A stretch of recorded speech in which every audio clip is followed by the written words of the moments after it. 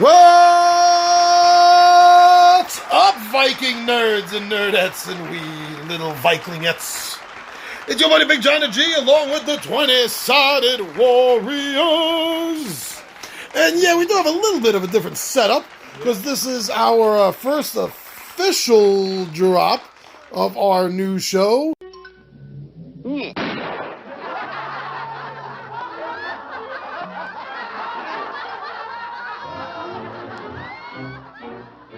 WTF just happened.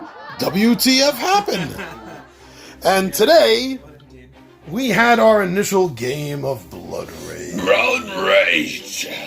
And Alex won the game. Yeah! He was using the serpents. That's right, Dorn had to get its revenge on these fools. The Sand Snakes got their revenge. Oh, and you had the you were the Starks. Now Ryan was over here with the Raven Clan. Ravens. Yes, the Ravens. And you did not win.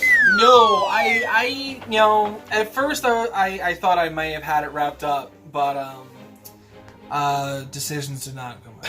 It turns out the one-eyed Raven is half blind. Yes.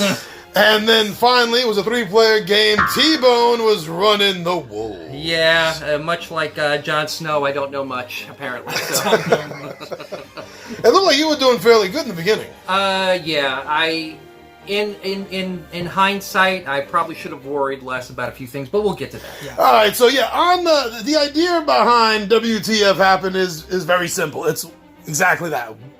What the frack happened? Correct. So I want to know, gentlemen, you lost. Yeah. What the frack happened? Come on, you fools. Tell it to me. Me personally, what I realized, kind of going into the second term, was that I wasn't killing my own guys enough. Now, that might sound really odd, because typically when you play a game, you're like, no, you want your guys to live and go through and succeed. Except with Blood Rage, the idea is Ragnarok is coming. So you actually get honor and victory and glory through your men sacrificing themselves for the good of Ragnarok. It was one of these cards, wasn't it? The first one. Yeah, one of the cards that I had was I gained some extra points for whenever... there's a mechanic in the game that you get points for when your soldiers die via Ragnarok, and I had additional cards that gave me extra points for when my soldiers returned from Valhalla after Ragnarok. But routinely, I ended up having, like, out of, I think it was 7 soldiers or whatever, I had 3 or 4 or 5 soldiers in reserve all the time. Not in Valhalla, just sitting there, hanging out back at the village. Getting like, paid for nothing. Getting paid for nothing, just like, sitting on their own, hanging out, chatting away. So that was one of the big things that did it for me. Is I did not kill my guys. Right. I did not sacrifice sacrifice them to the gods, and I did not march into battle and die by glorious bloodshed. They did not go out the Klingon way. No. So maybe that is why Loki was not smiling on you, because that was one of Loki Loki's was gifts. It was not good. And what happened to you, T-Bone? Well, a lot went wrong for me. Personally, I like land-controlled based games, and I did that quite well. Except that this doesn't get me a lot of points. You had a lot of, as you guys said before we started, you had a lot of presents. I had a lot of presents. Obviously, you can see I have a ton of guys on the board. Yeah. Lost 0 battles in this game. And what did it get me? 3rd place. You see red everywhere. There's red everywhere. Right. Now, my guys were not afraid to go into battle or try to pillage or plunder. My mistake here was finding out how quickly the rage can go down from just putting soldiers in. And then sometimes there was a few rounds where I just said, I pass. Same with you. You had to pass. Because the rage is what determines your actions. Right, determines your actions.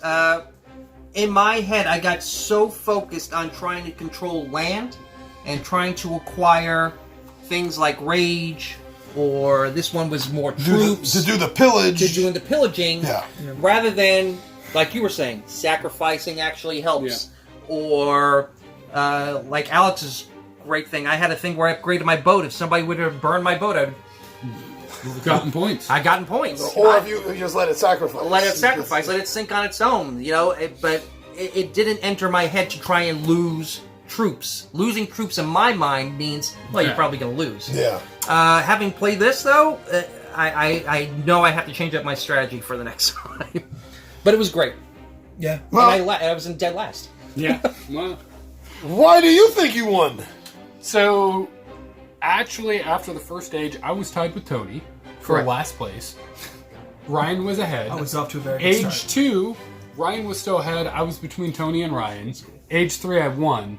And it's all about getting the point cards. And the game's about getting points. It's not about anything else. So you have to get cards that get you points. I had cards that... I played 3 battle cards that got me points. One was a battle card that got me points for... equal to the value of everyone else's battle cards. Yeah. So I had that twice. So that meant that I could negate everyone else's battle cards and get points for it, then play another card. Right. Third round, I also had a card that gave me points, 2 points for each unit destroyed, even if they're my own, including my own. So the best, in that case, the best strategy for me was to tie. I didn't. I lost my own troops.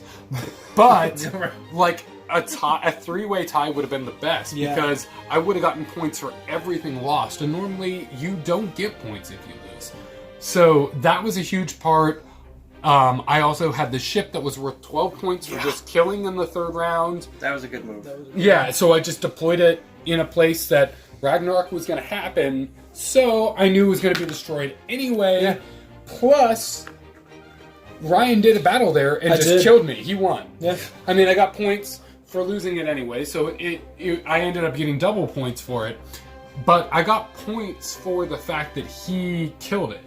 So having cards that get you points for losing in this game is huge. And then I also had a card that was 4 points for every unit I had on the board at the end, which was 2 points for every unit, or 3 points for every unit I had on the board, which is another 12 points for me. So it's, with games like this, it's interesting because it's not about how well you do on the board. It's about how well you do with the cards. Yeah, I'm the guinea pig for that. As you can see, I have tons of troops out. Didn't do me much good. So, I mean, you can do well with that strategy too, because if you raise your axes and get in a lot of battles and win every battle, you get points for every time you do that too. Right. But you actually didn't... I got in more battles with Ryan, which is, I think, a big reason why Ryan beat you was because Ryan was just cramping my style all the time. Didn't help very much, He was apparently. getting in the way, so we'd get in fights and then he would win. I became more of a hindrance to both of you at the end, more than helping myself win. Try to win. You were helping yourself win. It's just that I think Age 3 is where you really rocked it. Because you were winning battles. There were a couple battles with you that you just were like, oh yeah, I'm going to win this. Yeah, I already knew off the bat I probably had the cards to win. Yeah, you're like, bye guys, I win. Yeah, even in Yggdrasil, you guys were like, no, I don't want you can it. have it. And in my head I said, oh man, they're not even challenging me. I messed up somewhere. Yeah, I messed up somewhere. And that's part of the trick in this too, is like, with the ground battles, you want to get in battles, because if you get in battles, you get points for your axes. Right. If you don't get in a battle, if you just win it outright, you don't get those glory points. So you, unless the area has one of the glory point markers on it, you're not getting any points for that. Right. So you're not getting closer to winning necessarily. Correct. So you want to win, but you want to win on a close margin. I got so focused on building rage, building troops, building rage, building troops, and by the time it gets to the third stage and I'm still at 20 points, I'm like, oh man, I did not plan this out. I planned it out great for troop movements, not so great for glory movements. And that's another reason you lost too, is I don't think you got hit by any of the Ragnaroks. I did not. That was the first thing I went The for. Doom tokens nailed both Ryan and I, and that's Yeah. that I think alone is the reason we won. Had the Doom tokens been flipped, if you would have won 2 of the Doom tokens rather than me, Right.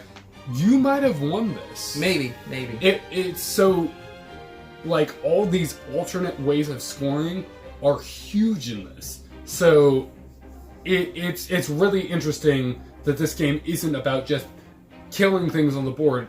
It's sometimes about, like, I'm gonna place my dudes so they intentionally die. Lose. Yeah, I can't. And it's almost built in my psyche not to do that. Well, that last turn, that's exactly what I did, because it was... We were coming to the end of the second turn, and I saw that the third area hit by Ragnarok would be this one. Right. So the last action I had here, I was like, I can't really do anything to do anything, but there are 2 empty spaces here. Right. Let me throw guys over there in preparation for the next rock, the next Ragnarok phase. Yep. So by the time that Ragnarok came, all these spaces were mine. Yep. I controlled this whole area by the time Ragnarok hit. Right. And I got hit by the first one. And so you it had was a ship. You got 20 And I had a points. ship. You got 20 points for that. That's huge. I'll say one thing about the mechanics of the game that I've never played. I like the drafting of the cards, and I know this game has been out for a long time, and a lot of reviewers. Oh, that's right. You've never played a card drafting game, really. No, the only draft I'm used to is fantasy football. So having to draft cards and hope you get the same I'm one. kind of liking that part right off the bat. So that was fun. I like that.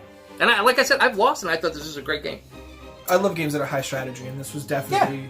I figured it was going to be very strategic from the beginning, but it was a whole... I mean, there were bouts of complete silence in the room at certain points where we were just like, it was my turn, and Alex wouldn't be going for another 2 turns, but he's already planning like 3 turns ahead. So it's like, oh man, what's going to happen? It was like a really high stake poker match, or even chess game. We even brought it up. I said, Alex is check raising me. He said he passed on one turn, but put a troop, and he's like, all right, now I'll put a troop. Yeah, I'm like, I'll match he's you setting a trap for something. Like, oh, okay, I got you.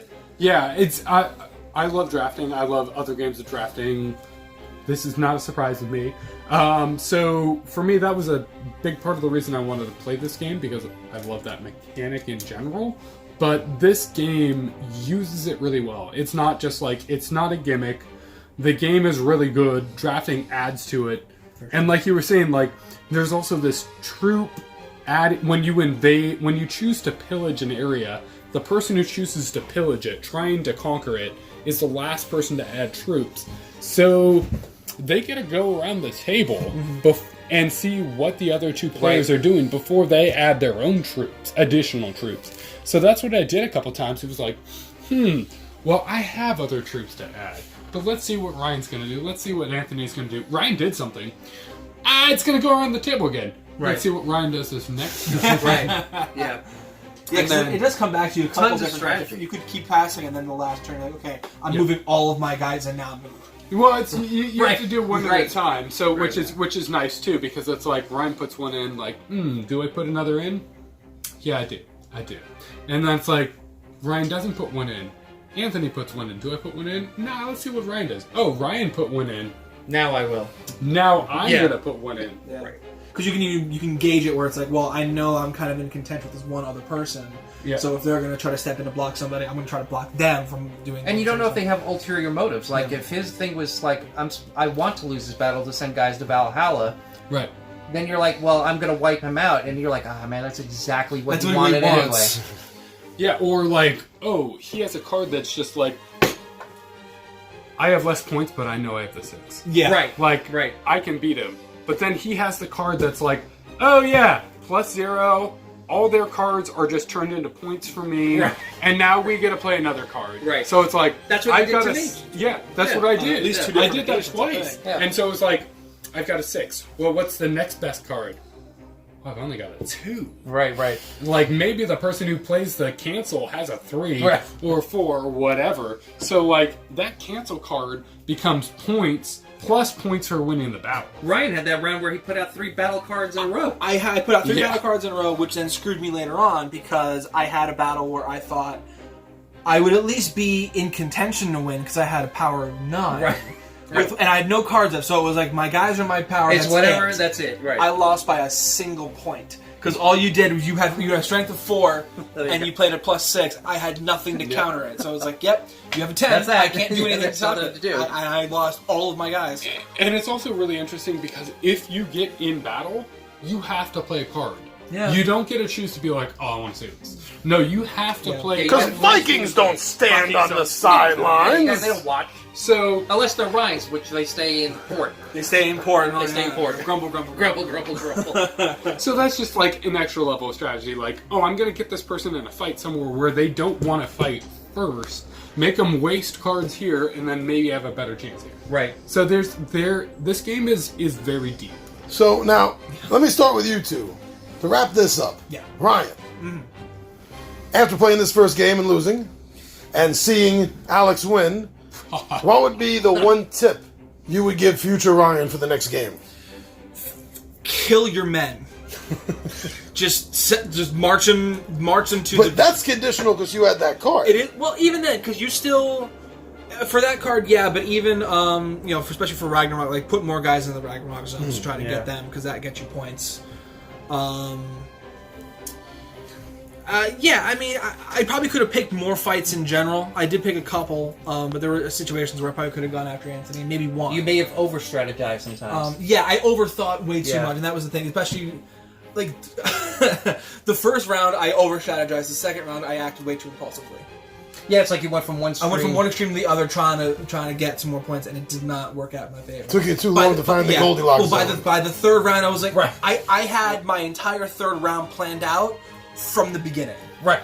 Because it was like, okay, I know he's got he's two less rage than I do, so he'll be at 0. I'll still have 4 left. I can play this card and then play this uncontestedly, get down to 0, and just collect all these points. Yeah. Now, so, T-Bone, same question. What tip would you give future Anthony? Future Anthony, be like Longshanks. Just send in the troops, and if they die, they die. There's more to come. Don't get so hell-bent on worrying about land and trying to control it and getting meager scraps here and there. I have to really try to pay attention to what my opponent is going to do next. If they seem weak, if they're seeming weak, maybe it's their plan to seem weak. It's a benefit. Maybe not always rush into battle. So that would be my that would be my expertise opinion. To not get so caught up in trying to be like this is risk and trying to take control of the Congo and move forward. It doesn't. All right, so Alex, as the winner, what advice would you give future Alex to continue winning? The game is quick. It's only 3 ages, so the game's going to pass quickly. So you can't plan for the super long game. Also, it's all about glory. So do what you can to maximize your glory every time. And synergize as much as you can. They say in the rulebook, like, well, if you focus on one god, like Tyr's gifts, or Loki's gifts, or Odin's gifts, or whatever, you know the strategy that you're leaning towards, so you need to lean into that. Good point. If you mix too much, you may be, there's gods that have overlap, you may be good, or you may be shooting yourself in the foot because you're trying to go for 3 different strategies when you need to be going for 1. So it comes back to the first goal. It's all about glory. It's all about getting those glory points. So for the cards that you choose, try to synergize and go for that glory. All right, so there you go. There goes exactly what the frack happened. Yeah. And how to avoid it in the future. All right, so I'm your buddy Big Johnny G. With me, we got Oregon Al. It was a good game. Yeah, I was. We got the Ramen. Oh, you are gonna win next time, aren't you? I think so. I'm out for blood. You beat me two rounds out of 3. So. I did. And T-Bone. Don't be like that. It's the bazaar. All right, everyone, so thank you for watching the video. Thank you for checking us out on Facebook, on Instagram, and on Twitter. And thank you for liking, for sharing, and for commenting on our videos. I'm Big Johnny G. This is the 20 Sided Warriors and my friends. We